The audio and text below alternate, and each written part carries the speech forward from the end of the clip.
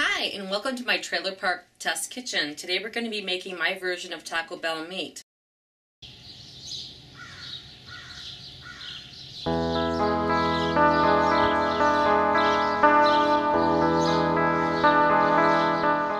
So first of all, we've got all these seasonings here, and I will call them off one by one. So we need 4 teaspoons of chili powder. So let's figure this one out.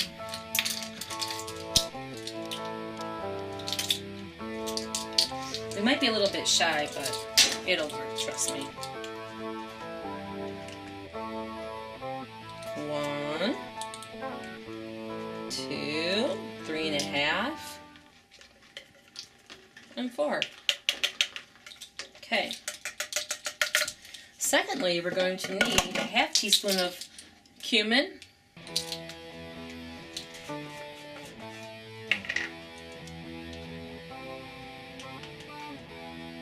A little over, but I never measure anyhow, so that's good.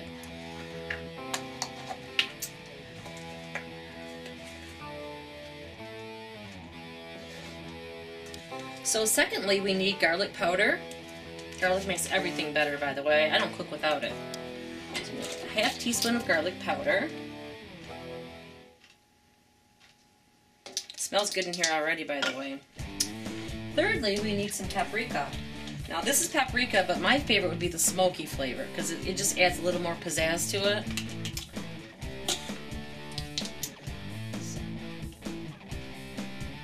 And just a little splash more.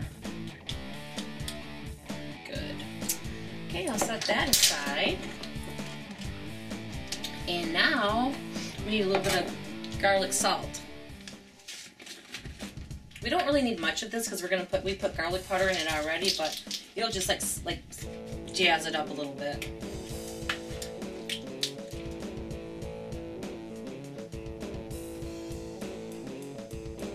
One-half teaspoon is all you need of that.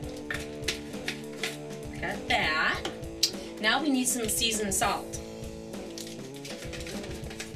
So we need actually a half teaspoon of this also.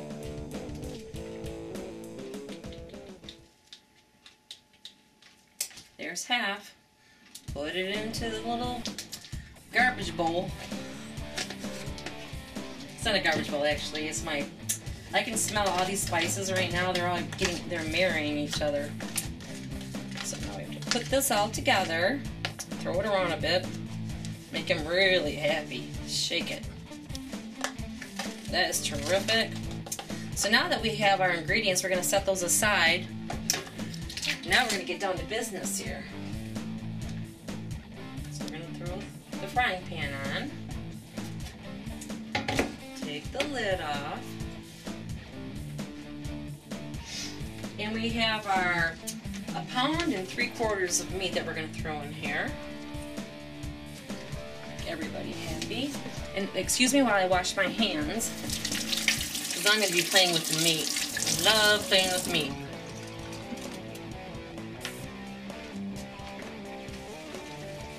So you just pretend you're playing with clay or something. Back when you were in school, when you were a youngster. You know, it's a lot of fun. Kind of feels strange, but it works if you work at it. Perfect. Now then I have to wash my hands again.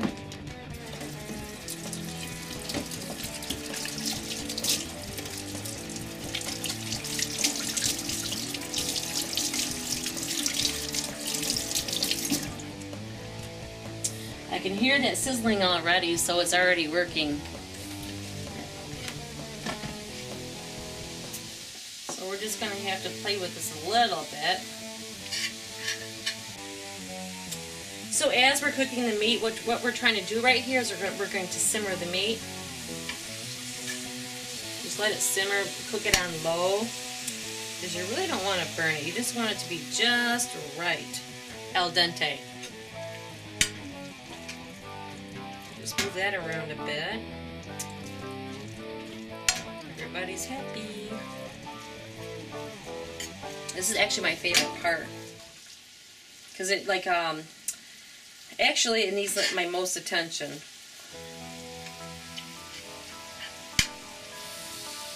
because we wouldn't want it to burn.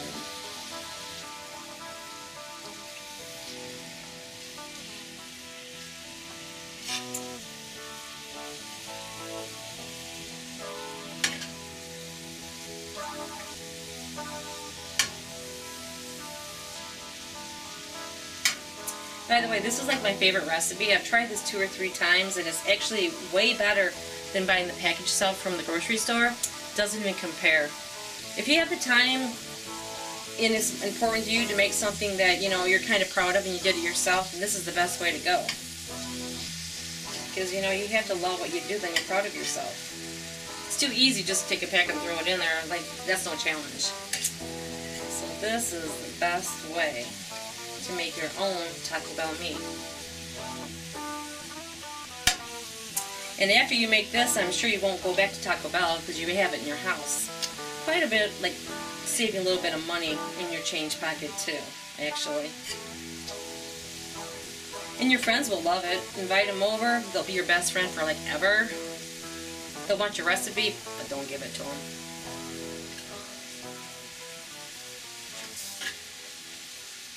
So we're just going to let this cook down a little bit. It's almost getting there. And I'm noticing here there's a lot of grease in the bottom of the pan, which we really don't want or need. So after this is cooking for just a bit, we're going to have to subtract the oil from here because that's something that we really don't want. You don't want it like running down your arm or anything when you're eating it. That's not very like attractive. Unless you want to lick your arms. That'd be alright. So we're just about there. A few more pieces. Doesn't really take long, but you know there's another thing too. If your like hamburger's frozen and it's like in like little chunks and stuff like that, which we don't like because it's like kind of nasty, you just grab yourself your own potato masher. You get in here and you just like do these kinds of things because you want it to be all individual. It's a little secret my grandmother gave me. These aren't just for potatoes, you know. They're for hamburger too. But that's a secret that my grandma told me.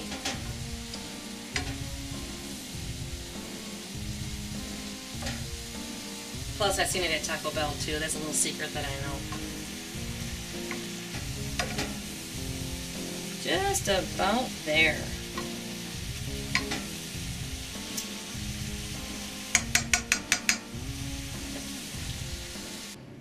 Look, I live in a trailer park. I do not have a fancy kitchen. I've got the necessities to do what I have to do and when to do it and know how to do it. So I've got my little friend over there, I've got a friend over there, and I got a friend here, which is the microwave. Put those all together and just like try to like be what am I trying to say? Just be inventive. Because that's the best thing to do, is because when you're like not thinking about, oh, I don't have a stove, well, guess what? You don't need one. Throw the stove out. It's old anyhow. Just follow my tips and watch my guidance, and guess what? You could just be as good a cook as me. So now that the meat has been fully cooked, we have to get rid of the grease. So this is another trick that my grandmother taught me. I spent a lot of time at my grandma's house. She used to feed me cookies and candy, and she was just the cook that you couldn't even believe how good she cooked. See all that? That's what we don't need. Get out of my pan. Yeah, not invited. Okay. That looks good. So then we'll set that down, get rid of this. No need for this. So we're going to set this like right over here. And then plug this baby back. Sorry. Plug this baby back in. That. Shuffle it around a bit. So good. So now that we have that, our first step is done. We're to step number 2 now.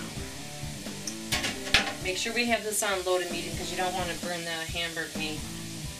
You just don't, you don't want it to get cold. So,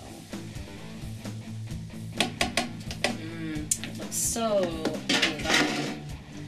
Stir this around just a bit. Now normally this would call for like a half a cup of water, but my little secret is that I use beef broth. If you can give it flavor, That's what we want to do. So, got the beef broth. Got this cooking, a little bit sizzling here. Dump it in. I never measure though, you just have to eyeball it.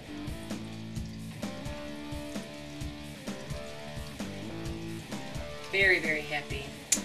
Now the only thing that I didn't put in was the chopped onions because I wanted to wait to put them in last. So actually I'm just going to take the top off because it saves a lot of time. Throw those babies in there. So they're just all happy. And then we're just going to get to it.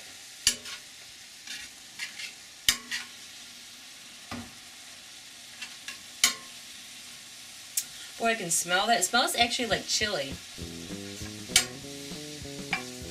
But who doesn't love a good bowl of chili?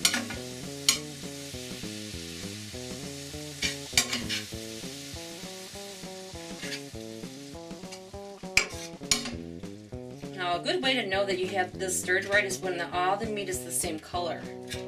So if it's not, you just keep working it. Especially from the sides, that's what we're always missing. Put it together like that. That to me is like rocking and rolling. But the main thing is we have to like make it a little paste. I'm gonna grab a spoon over here.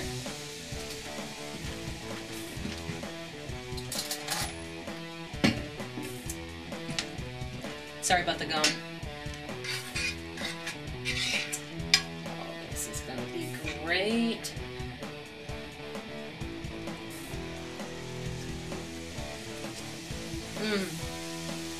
If you could only taste this. Look at that. Wonderful. And that's how you make Taco Bell meat.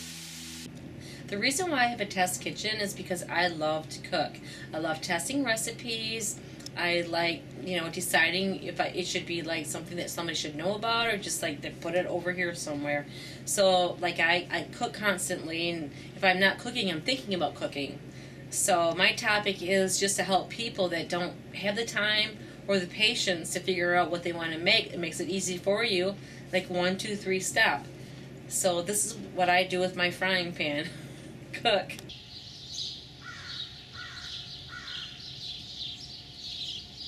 I'm a critiquer. What are you doing? What are you doing?